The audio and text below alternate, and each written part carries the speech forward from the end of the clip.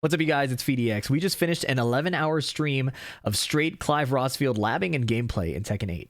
Now, I can't claim to be the most optimized player or to even know how strong he is yet.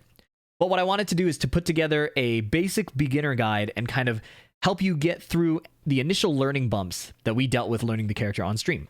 He has a ton of moves, he has a ton of stances, and his combo routes are so flexible that it can be hard to pick what to do. Now, this guide does assume that you know Tekken notation and some frame data in order to help you pick the right moves, do the combos, things like that. So if you're totally brand new, I recommend checking out my beginner guide, which I have linked below. Once you're familiar with everything, come back to this video. I think it'll be a great way to get started with Clive, and it will be a great resource that you can repeatedly revisit as you figure out more of the character. We'll be streaming more Clive gameplay every day until I hit the top rank and decide if he's going to be my main character or not, but I'm enjoying him. I think he's pretty cool. All right, enjoy the video. Now, I can't promise to give you the definitive Clive guide or anything like that, but I wanted to share a general roadmap of how I like to learn characters and give you some basic tools to play around with the character and at least get started. Information, optimal combos, things like that will change as time goes on, but I basically just want to give you something to get started with because he does have a kind of semi-complicated move list. His stances can be a little confusing. His combo routes are really flexible. So I want to just give you some basics to start with. Okay. The roadmap. We're going to learn 1 to 3 combos first. This gets us comfortable with the moves, how the character works, how the stances transition, things like that. Then we're going to learn some punishes. I missed a punish right here. His 12 frame is 2-1. All right. The punishment is not crucial to master everything, right? I would learn the 10 frame one and the 15 frame one at the bare minimum. For crouching, I would learn the 11 frame and then the 15 frame one as well. This will let you at least punish everything on block, and you can worry about optimizing later. Next, after we can punish and do combos, we'll learn some key moves that we can use in a fight and how we kind of structure most of his offense. Again, this will get optimized as time goes on, but I want to give you something to start with. And then fight a lot. You can fight other people. I actually haven't played ranked yet. I played against the CPU a bunch to kind of put myself in a combat situation where I'm not super nervous and able to still play. And then I fought a friend for like 2 first to 10s. So you don't have to go into ranked right away. There's a lot of ways to engage with the character that will help you learn before you actually start like trying super hard. And then as you continue to direct your learning after these basic steps, it's to continue to look at the move list, like recheck the move list, look for moves you don't know, look for things that you can figure out, look for things that you can test. And then you'll cycle back through all of these over and over. You'll learn new combos. You'll optimize your punishes, things like that. Okay, let's start with the combo. So this bread and butter, again, I can't promise it's optimal, but this is what it looks like. The top one is the harder one. It works for most of his launchers. The bottom one is the easy one. Let's start with the harder one, and then we'll move on from there. So the sidestep right that you have to do here is really small. Then updraft 2-2, and then your wall carry option can be a bunch of things. I listed it below. We'll go through the wall carry option specifically, but again, this is what the combo looks like. It works for forward 3. It works for forward 2 counter hit. Down forward 1-4 this. Updraft 2-2, and then wall carry. Right. And then when you do it for the down forward 2 combo, don't sidestep right. You don't have time. Just do down forward 1-4 right away. And there's tons of wall carry options you can pick. And tons of wall enders you can pick as well. Now the easy combo, instead of doing the sidestep down forward 1-4, you'll just go into this Garuda string right away.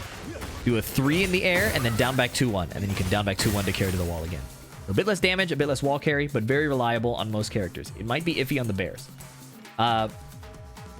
The other combo that you need to learn for Clive is the instant tornado combos. This will trigger when he counter hits a down back 4 or counter hits a down 1+2, right?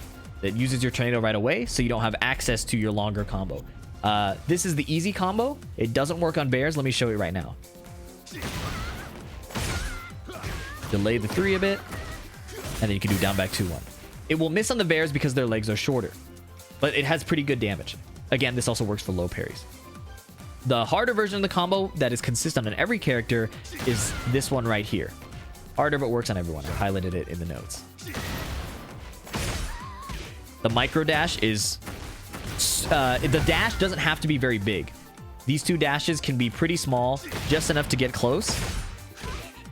And if you're too late, that's what happens. The down forward 1-4 drops. Okay. So once again, you just want to get in slightly closer so this 4-4 hits. If you're slightly off axis, it will be inconsistent. Actually, maybe it's fine. It can be reliable depending on how you get this dash in. So it's a bit harder, but it's very consistent. And then if you want a really easy one that will never drop, this is the other option. You do down 1, wall rising 4, 4-4, Phoenix Ender. Now you may be wondering why I'm not doing down 1, wall rising 4 for the bread and butter combo. It's because on Elisa and other small bodies, it doesn't work. And my priority is learning combos that work for as many characters as possible, because I don't want to optimize combos when I'm learning the character. I just want to play. Okay. Let's look now at the wall carry options. So once you've done your bread and butter combo and you've done the tornado, your wall carry can be many things. Wall rising 1-2 is pretty good. As you can see, it doesn't go super far. The one I've been demonstrating is this top one up here. So just do an easy combo. Down forward 1-2, forward Phoenix 2, and then you can do a wall ender here. All right. I'll describe the wall enders in a moment as well. If you're closer to the wall, for example, and you want to just get them to the wall as quickly as possible, sometimes you'll do down forward 1-4. The way the knockup works is actually really cool. It sends them super high, so you have it gives you a lot of leniency on getting someone to the wall. Try it out. You'll get to see other ways to play with it. And then finally, your single hit wall carry is just back 2. So if you're already close to the wall, a single back 2 can be all you need to get to the wall sometimes. Play around with it. Clive has a lot of combo routes, and it's part of the fun, is optimizing his combos and seeing how these different situations play out. Let's keep it moving. He has tons of tornado options. What's important to note is these ones that go into Wings of Light stance, you're pretty much stuck, right? So the main appeal of doing these Wings of Light stances and, tornadoes, is to convert into specific options. So for example, if I tornado here, it gives me time to do Giga Flare, which is 2 out of Wings of Light. Say I only have 2 hits on the wall for some reason, then I can just do 3-3 instead. This assumes, of course, you've saved your tornado before. Now, the more common tornadoes you'll see, I think, are down back 2-1, which we saw earlier. Also a great wall carry option. And then if you need a single hit tornado, down 1+2 is your go-to. I've listed Wings of Light 3. If for some reason you're here, you could do that to tornado. Finally, we've seen this already. Updraft 2-2. This is in most of our bread and butter. What I've listed here, this W exclamation point, is a wall splat where you've saved your tornado. And I just described that a bit, but I'll demonstrate it again. Wall splat, I still have my tornado. Oops. Still have my tornado. And this gives access to the Giga Flare Ender, which is his highest damage wall ender as far as I know, but pushes you back to full screen. All right. Lastly, we should talk about specific wall combo enders. So I'm not going to go through all these notes. If you want to see these, you can either screenshot it now, or I upload the text form to my Patreon. Linked all below. All right, so the wall combos are these 3 wall combos are the ones I've seen the most and the ones I like the most. There's probably more. Depends on what you want. So here, 2-2, 1+2 gives a nice amount of meter gain, right? 2/3 of a single Zantetsuken meter. The standard damage ender is forward 2-1, 1+2. This does 3 more damage than the other ender that I've seen around, which is 1-1, 1+2. I've never seen a reason to do that instead of the forward 2-1 version, so go ahead and use the forward 2-1 version. If you see another example, let me know in the comments of why I might do this 1-1, but to me it's just less damage. Finally, my favorite ender is the down forward 1-4 delay 3. This right angle bracket means delay the 3. The benefit of this, you go into stance with 4, with Phoenix 4, and it puts your opponent in a mix-up again. So if I set them to tech roll, they still have to guess. So I delay the 3. I messed up the delay there. Down forward 1-4, delay 3. Then I dash at them, and I play another stance mix-up. I think it's really, really good. There's ways to earn meter like this too. Say, for example, you decide to go for the low. Then you earn meter while also doing a bunch more damage. So technically the most damage you can do is this forward 2-1 ender, but the expected damage of a successful mix-up will be higher with this delayed ender. Now, how do you know what options to do to mix up with? That's a perfect transition to the good buttons and sequences. At the bottom of this section, we will go through the Phoenix stance. Okay, the Phoenix stance is his key stance, and there's a lot of moves that go into it. Okay, so keep this in mind when you're thinking about this wall ender I just mentioned. There are Phoenix stance options that you'll want to know. We're gonna go through those. Okay, so hang tight. But first, let's talk about his best moves in neutral and when you're fighting and in general. Forward 1+2 is everything. This move tracks both directions, super long range mid heat engager, and it's a launching heat engager. If you're already in heat and you heat dash it, you get a full combo, right? And you can just use the same bread and butter combo from before, which would be down forward 1 for this thing. Even though you get extra hits here, again, I'm not optimized with this character yet, so even then that wall combo wasn't optimal, right? So just do what's simple for now. To complement this move, because this move can be sidestep blocked, technically. But in general, it's very hard to move around. To complement this move, we use back 2. Back 2 and hold forward to go into stance. If this hits on normal hit, every Phoenix stance option is guaranteed except this like diving kick, right? So any button you press will be guaranteed out of Phoenix if the back 2 connects. This includes the heat smash. If you land this here and it's on hit, the heat smash is guaranteed and gives you a ton of meter. Okay? These two are your god moves. This one is mid, this one is high, and they're at a range where nobody can fight you. If someone is up close, 1+2 is one of your best mids. He doesn't have a 13 frame down forward 1, it's 14 frames. So this safe mid that heat engages is really, really good. You obviously can't do much after because you give up your turn, but with the addition of his parry, with his decent jab, with his down 1 going under highs, he has plenty of tools up close. So this 1+2 is really, really strong. It may turn out later that as people get more optimized against Clive, it's less good, but it seems really good to me right now. Okay, fourth god move. Forward, forward, forward 2, or running 2. On block, if you hold forward, this goes into stance with +14. There are a few keyframes for the Phoenix stance, as we'll talk about later, but basically +14 means you're pretty much golden to try whatever you want. That's basically what that means. His power crush, really, really good. It's almost full screen. It's -14 on blocks, so some characters can launch it like Brian. But look at how far this hits from. Someone could be like messing around at a distance. Even if they like sidestep at a bad time, this can track them.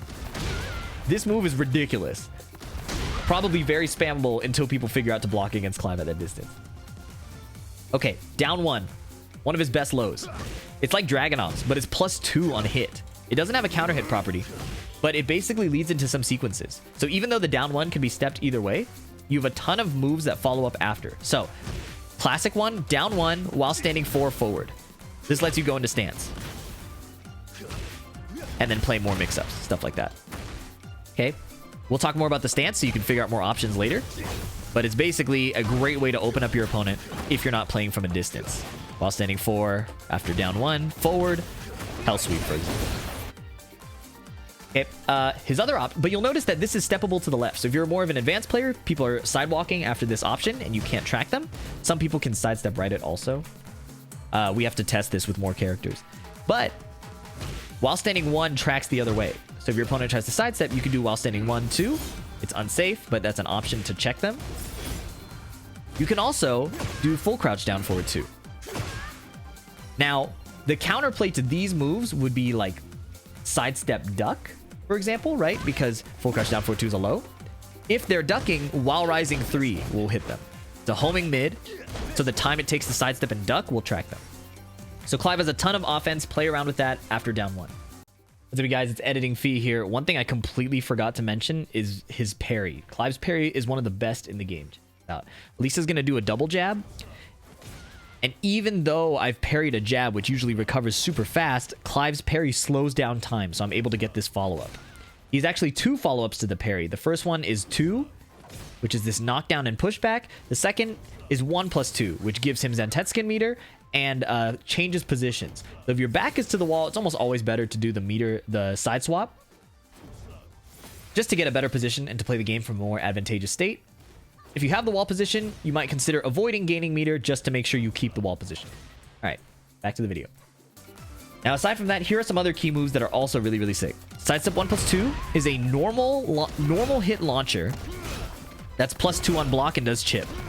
Your opponent probably won't sit still for this, but if you have them pressured because they don't want to eat this, they don't want to eat this, they don't want to eat this, then you can start pressuring with this. It's a slower move, but it has its place if they're concerned about hitting buttons. Back 4 is a steel pedal like Kazuya's. It's a counter hit launcher. You convert it with the down back 1+2 combo. Like this. And then your wall carry of choice. Down 1+2 is also really good. We went over this in the combo section. It has decent tracking both ways. It can be sidewalked, but if someone's doing like sidestep attack, this is really good. Sidestep 2-1. This string is pseudo counter hit confirmable. Pseudo hit confirmable. I don't think it's possible off of a totally random block unless you're really cracked, like you have insanely good reactions. But in a real match, you'll see your opponent twitch a bit if you hit them, and that means it gives you extra reaction time to confirm into the 1. And if you do, it's a full heat dash launcher when you're in heat. The reason why we don't just throw it out is because if they do block it, it's -15. It's launch punishable. But it's a good move. It's worth having in your arsenal. Back 1. This is a homing mid counter hit launcher. It's super good, but it's -13. So you can't really spam it unless your opponent, for example, is trying to duck this, or they're trying to sidestep this move, this 1+2. In those cases, this can be decent. It's not like a move I would go to right away. It's a move I would use if my opponent is stepping me a lot. It complements forward 2 as well. Forward 2 is a nice fast mid poke that has great range. If your opponent is trying to step around this, you could back 1 them. Okay. Lastly, this is not really proven yet, but I think standing 4 might be a really good move. It's a 12 frame mid. It is -10. But if your opponent knows Clive, they might try to duck the high because the high can go into stance. And that gives you access to 4-2. So I don't think it's something that you'll be poking with a lot. But depending on how you use it, I think it can be really obnoxious to deal with. One cool little feature here is against some characters, you can space it and prevent a jab punish. Right? So up close, that doesn't work. But if I hit the tip range, her jab misses. Right? So if I'm really good, I could do this and then whiff punish. So I don't know how practical this is yet, but it was something that stood out to me when I was looking at Clive's move. Okay. Phoenix stance. This stance has a lot of moves. How I've split them up is into speed. Okay. I split them up into speed, but the first thing is if you can't think of any move to do out of this, Scarlet Cyclone is really good. Phoenix stance 1+2 has good tracking to both sides, is -7, so it's a safe move, and it's mid. You can always lean into this if you don't know what to do. But in general, especially at lower ranks, it's good to represent the lows as much as possible and see if your opponent is ducking. For that, Phoenix stance 4 is really good. This is what it looks like on counter hit. It guarantees a 1+2 or a while rising 1-2 for meter. If it's not counter hitting, which is probably going to be most of the case, it's -1. So you give up your turn, but you can still play sidesteps and things. This is kind of the main low because it's not as punishable as the big sweep. It's 15 frames, which means if you're going into the stance from like 4-4 on block, you're +6, right? So they can't down jab interrupt it. Unless they're like Yoshimitsu with a flash or something, right? You will outpace most of their moves at +6. That's why the key frames out of Phoenix stance are +6, +14, and +23. I know it's really mathy, and I know this might be really confusing. So please check out my frame trapping for dummies guide or complete frame trapping guide to make more sense of this. The point is, for most Phoenix stance transitions, this is going to be guaranteed. Right? Okay. The other fast Phoenix stance move outside of the Heat Smash.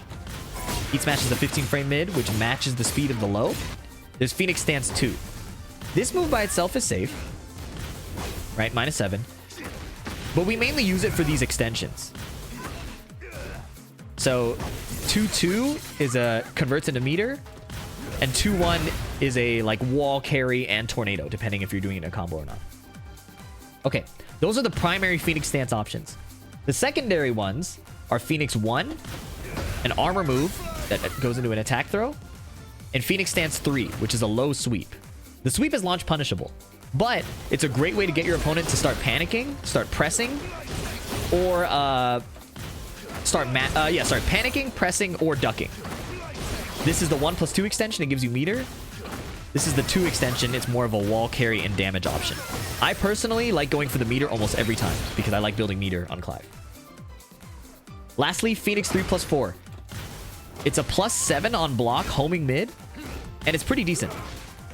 It's slower than the others, so it's the only move that's not guaranteed after back 2 hits. Back 2 guarantees almost every move out of Phoenix. All of this is guaranteed even if your opponent tries to block. Although, maybe they can block the low. Let's check out the crouching block real quick. Yeah, so they can't even crouch block the hell sweep. So this is why back 2 is so good. Because if it hits and you're holding forward, any Phoenix stance move is good. Except this one. Okay. That's an overview of the stance. Let's look at the moves that all generate meter. Okay. I know this is getting pretty long, but Clive is pretty complex, but hopefully you can come back and forth to this video and understand more each time. The main Zantetsuken moves I've listed here kind of in order, in a rough order. Forward forward 2 is one of the easiest to use because it's safe on block. -7. And it's a counter hit launcher, so it's something you'll probably be throwing out anyways, right? It generates meter on hit and on block. So it's really, it's one of the easier moves to use, for sure. That said, it is super linear. If they're sidestepping, you have back 2, you have forward 1+2. Remember that. Your 10 frame punish, 1-2, generates like a third meter. A little less than a third. This one is super good. And then wall rising 1-2 as well. So this is why I like to use wall rising 1-2 as my combo filler. Because doing so, I can generate meter. That's why I like doing that in particular. 2-2 1+2 is one of our wall enders. It generates meter. If they don't back roll, you can steel pedal, but most people will probably back roll it. Phoenix Stance 2-2 generates meter. Phoenix Stance 2-2 back generates less meter. But I use this for wall carry as well. So sometimes I'll do a combo like this. And drop it because I'm PhiDX. Let's see.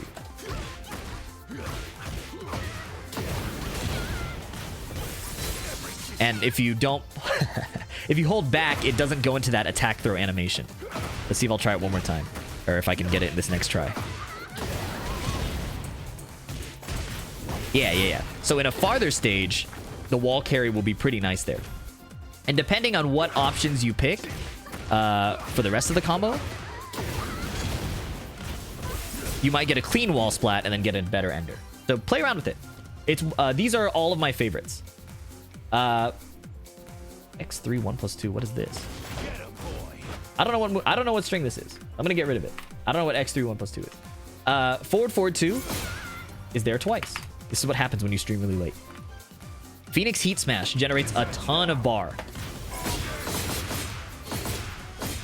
Almost an entire full bar. This one is really good, and it's +8 on block. So I recommend using that as well, especially if you've been doing the hell sweeps over and over, or even the low pokes, right? Right? All of these will make your Heat Smash more likely to hit. Another trick is after Rage Art hits, this is really hard for the opponent to interrupt. If they try to do anything, the Heat Smash will probably blow them up. Oh, thank you. The move was Phoenix 3 1+2. This also generates meter and is really, really good. Thank you so much. Green name. The last thing that I think is not that good is some people were using this as a wall ender. Forward 2-2 1+2, but it generates very little meter. I don't think this is actually worth it at all. Yeah, it's like not really worth it. I would rather use the other combo enders. There's some updraft stance stuff. I don't think it's that important. I don't think this stance is that useful, and you're not going to use it in general, so I'm not going to cover that. Okay, that should get you mostly started. There's one more detail I want to add. So, Heat Dash. most combos that you do, you'll hopefully not drop like that. You can, after the tornado, heat burst. Oh, sorry. Let me back up here. So what you could do is after the tornado, hit a back 2, heat burst, back 2 again, and then forward 1+2 to heat dash. Okay, one more time. You do any combo of choice, mostly any combo of choice. Run up and back to them, heat burst, back to them again, forward 1+2, and then the heat dash ender is the snake edge. Down forward 3, 1. Down forward 3, 1. There is a just frame component here. If you do the input perfectly, you get 4 more damage. If you don't do the input perfectly, you get a bit less, but it's not that big of a deal. That should be your default heat burst combo. That's mostly the beginner Clive stuff. So take a look, take some notes, play around with him, fight the computer, fight some friends, and then hop into rank if you like. There's a lot of knowledge check stuff that I think you can get away with now, like down forward 3-1. Nobody's going to react to that yet. Stance stuff, people probably won't know that you can do 1-1 stance, but I wanted to kind of set you up for like a good foundation, not give you a bunch of stuff that will eventually be irrelevant as people learn the defense a little better. Real quick, how Clive's meter works, as you saw, is there's a bunch of moves that generate meter. How we take advantage of the meter is we use 1+4, and it doesn't work after that. All right, so as you can see, if you have 1 bar, this move does nothing. As soon as you get to 2 bar, the move has an attack throw animation. Right? That's how we use the meter. In my opinion, because the move has such strong, like it doesn't scale, it works really, really well at the end of a long combo and continues to do insane damage. So I'm going to just give an example of that. Player enhanced state, Zantetsuken gauge, level 5. I'm going to do a bread and butter combo. And then I'm going to hit the Zantetsuken at the end. And at level 5, it still does a ton of damage and deletes gray health. Right? You'll see that the damage is 34. It doesn't really go down much, even if the combo is really long. So it does scale slightly, but like the scaling is so minimal that it's worth doing at the end of a long combo. If you throw it out in the open, the move itself is like -15. So it's not a move I like to throw out unless I'm really trolling and trying to clip somebody come in. In my opinion, it is best used at the end of a long combo. Let's try one more time. Down back 1. Updraft 2. Wait a bit, and then, yeah. You see the last hit still does 33 instead of 34. So, yeah, that's how the Zantetsuken gauge works. I had forgotten to cover that, and now we have covered it. Okay, short Clive guide. First impressions, he's really fun. He's not Noctis, and I didn't really hope for him to be. Tekken 8 is a different game. But the fun parts of Clive are definitely doing these moves from long range, especially with their tracking. You're going to annoy a lot of people. And the fact that this guarantees almost any follow-up is super fun. You get to play at a distance nobody can contest you at. You have these really cool up-close moves that do a ton of damage. Counter hit launching low. Yeah, he's a fun character. I don't know how good he is. We'll have to play a bunch more. I'm going to be streaming more every day, trying to get him to the top rank God of Destruction. And yeah, let me know if this guide was helpful. Let me know if I'm missing things that you think are really, really important. Again, if you want these notes in text form, they're on my Patreon. Thanks so much for your support. Like and comment if you made it this far. If you got nothing to say, leave an emoji. That helps me a ton. Subscribe for more, and I'll catch you in the next one. Peace.